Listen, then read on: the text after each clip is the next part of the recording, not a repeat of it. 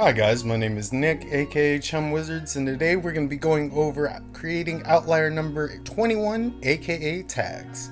So with this outlier, I actually have the clothing already picked out from another outlier I used before, so I don't have to draw that.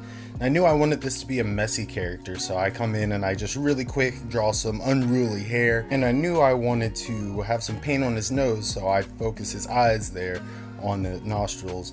I didn't know what I wanted to do with the mouth, so I kind of gave him a shocked expression, and then I start throwing in some of the paint and try and figure out where I want to balance everything.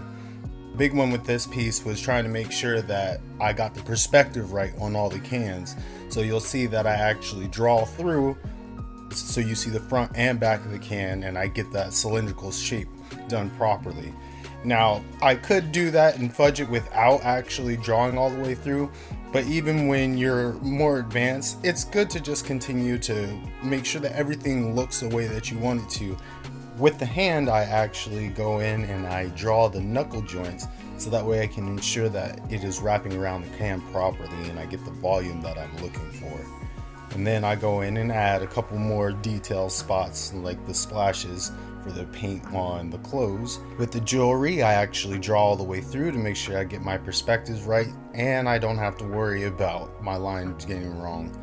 And then I go into actually doing the line work. Now with this, it's straightforward.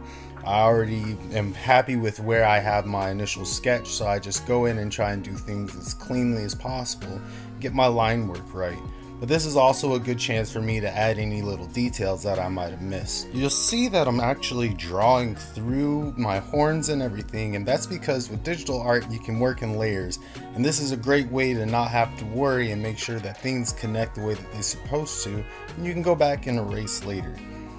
And we go into a lot of the detail work that you see here with this paint jobs, and I'm actually using the smoothing tool on Sketchbook, and this is a great way to ensure that I get more organic shapes when I want to, and then when I don't, I can turn that off and I can get something more rough and organic like you do see with the folds in the glove here.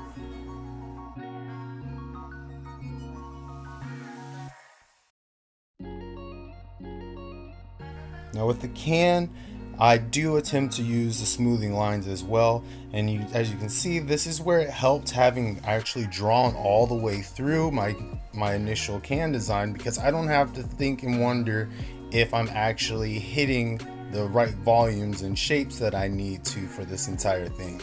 It's also good to continue working in different layers, because when you need to go back and erase something, you can do that very quickly without having to lose your actual shapes and lines that you've done before.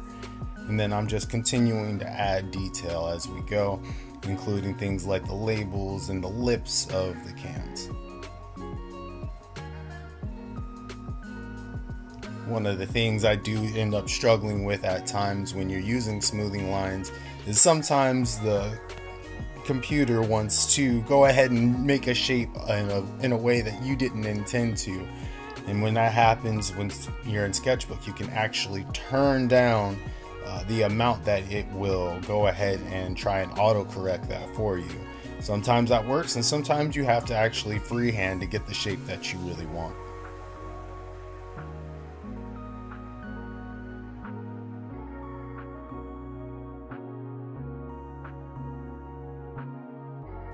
Final thing I do with the line process is I go back and I erase on each layer that I did.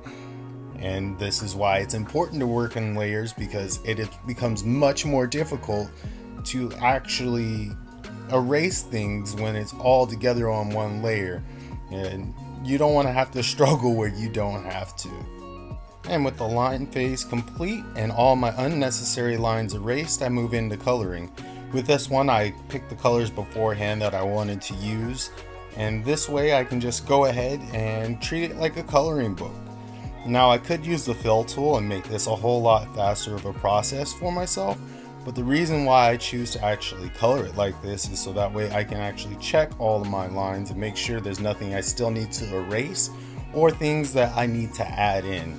One thing that's great about having your colors picked out beforehand is that if there is a color balance that you're not liking, you can always use the fill tool to go back and play with those colors yourself in a different layer and figure out exactly what it is that you're looking for. After I complete the color phase, I move on to the shading pass, which I didn't record for this video, and then this is what the final piece looks like. This is Chum Wizard saying thanks guys for watching. Hit subscribe if you'd like to see more of my process videos, and always remember to pursue what you love.